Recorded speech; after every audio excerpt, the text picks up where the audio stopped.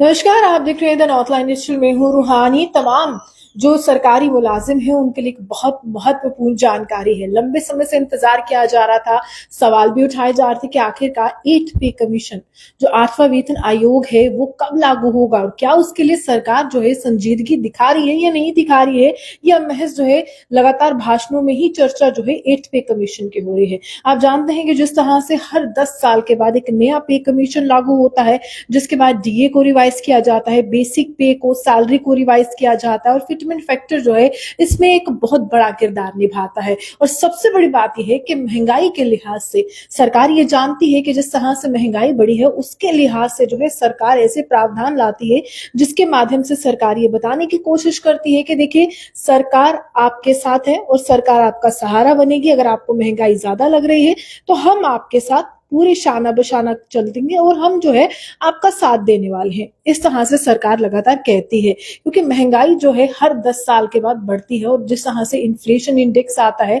उसके बाद मुलाजिम भी कहते हैं कि देखिए अब जो है खर्चे बढ़ गए हैं, अब आप सैलरी बढ़ा दीजिए। इसके लिए एक आयोग का गठन किया जाता है, जो वेतन आयोग होता है, जिसको पे कमीशन का नाम दिया जाता है। 10 साल के बाद जो है इसको रिवाइज किया जाता है, बढ़ाया जाता है। लेकिन अब सदन लगा हुआ है, मॉनसून का सत्र जारी है और इसमें अगर तमाम यहाँ पर एमपीज जो है, जो तमाम सांसद जो है वो सवाल उठाएंगे तो कहीं ना कहीं जवाब सरकार को देना पड़ेगा। इसी तरह से कुछ सांसदों ने सवाल उठाया और ये पूछा वित्त मंत्रालय से कि आखिरकार आप ये 8वें वेतन आयोग के लिए क्या कर रहे हैं। तो इसके बाद जो है वित्त राज्य मंत्री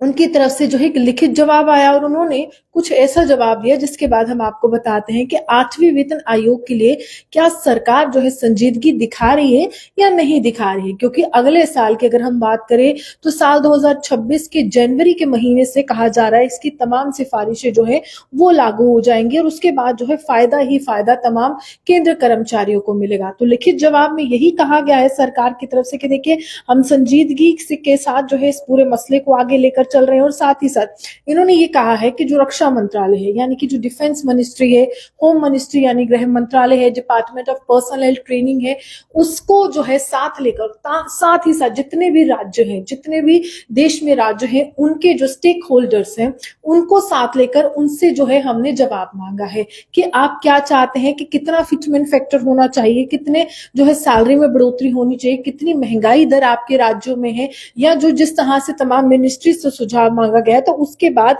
इनसे सुझाव मांगा गया और जब ये सुझाव अपना दे देंगे तो महंगाई के लिहाज से जो है कर्मचारियों को फायदा होगा। क्योंकि यहाँ पर सरकारें जानती हैं, तमाम जो है यहाँ पर जो नुमाइंदे हैं वो जानते हैं, तमाम मंत्रालय में जिस तरह से अधिकारी बैठे हैं वो जानते हैं कि अधिकारियों के लिए जो है उनको जानकारी होती है कि कहाँ पर क्या बदलाव होना मुमकिन है और किस तरह से आप राहत दे सकते हैं। इसके लिए हम आपको बताते हैं कि सरकार से सवाल करने वाले लोकसभा के सदस्य टी.आर. बालू और आनंद भदौड़िया ने सरकार से 8वें वेतन आयोग से जुड़े कुछ प्रश्न पूछे। जवाब में यही कहा गया कि देखिए, जो स्टेक होल्डर्स हैं उनके साथ बातचीत चल रही है और जैसे ही यहाँ पर वो बातचीत समाप्त हो जाएगी, पूरी संपूर्ण जानकारी एकत्रित कर ली जाएगी। उसके बाद हम आपको बताएंगे कि 8वें वेतन आयोग में जो है क्या क्या बदलाव जो है वो लाएंगे। और ये जानकारी जो है एमओएस यानी कि जो राज्य मंत्री है वित्त मंत्रालय के पंकज चौधरी ने एक लिखित जवाब में दिया। अब इसको लेकर जो है कुछ और असमंजस की स्थिति है। देखिए, यहाँ पर जानकारी के मुताबिक जो है तकरीबन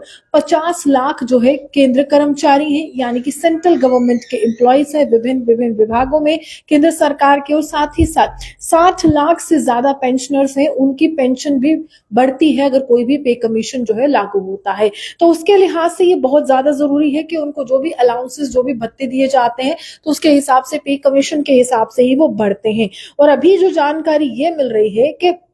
लगातार सरकार जो है इसको लेकर जो है काफी ज्यादा संजीदा जो है वो होती हुई नजर आ रही है और सरकार ने ये कहा है कि देखिए 30% से लेकर 34% तक का अनुमान है कि यहाँ पर बढ़ोतरी हो सकती है। जो आपकी सैलरी है या फिर जो आपकी पेंशन आपको आ रही है इस पे कमीशन के बाद, यानी कि 1 जनवरी साल 2026 के बाद 30 से 34% की बढ़ोतरी आपके पेंशन के अमाउंट में होगी या फिर आपके बेसिक पे सैलरी अलाउंसेस में होगी। और अगर अनुमान लगाएं तो यहाँ पर फिटमेंट फैक्टर, जिस तरह से मैंने शुरुआत में कहा, एक बहुत बड़ा किरदार जो है इसमें निभाता है और लगातार स्टेक होल्डर से बातचीत की जा रही है। सरकार ये कह रही है कि हम भूले नहीं है कि हमने पे कमीशन का यहाँ पर जो है पूरी तरह से जानकारी दी थी, घोषणा की थी, लेकिन अभी जो है 65 लाख जो पेंशनर्स है, 50 लाख केंद्र कर्मचारी है और इनके जो भत्ते हैं, इनके जो तमाम जो व्यवस्था इनके लिए चलाई गई है कि इनका भी घर का गुजारा हो सके, इसके लिए जो है हम लगातार आगे जो है वो बढ़ते हुए नजर आ रहे हैं। फिलहाल महत्वपूर्ण जानकारी थी, सरकार ने कहा है कि हम इन तमाम केंद्र कर्मचारी को या पेंशनर्स को भूले नहीं है। तमाम stakeholders, ministry of defence के, मिनिस्ट्री ऑफ होम के और साथ ही साथ department of personnel and training या स्टेट लेवल के जो स्टेक होल्डर्स हैं, जो लोग हितधारक कहा जाता है, जो इनके हितों की बात करते हैं, जिनकी आवाज बनते हैं, उनसे जानकारी एकत्रित की जा रही है कि आपके इलाके में, आपके क्षेत्र में, आपके राज्य में या जिस तरह से आपके अधिकारियों को लगता है बदलाव लाने चाहिए, वैसे बदलाव जो है लाने के लिए हम तैयार हैं। फिलहाल 1 जनवरी साल 2026 के बाद पूरी तरह से व्यवस्था लागू हो जाएगी। आप यूं हमारे से बने रहिए, देखते हैं नॉर्थलैंड जो मिश्र। नमस्कार।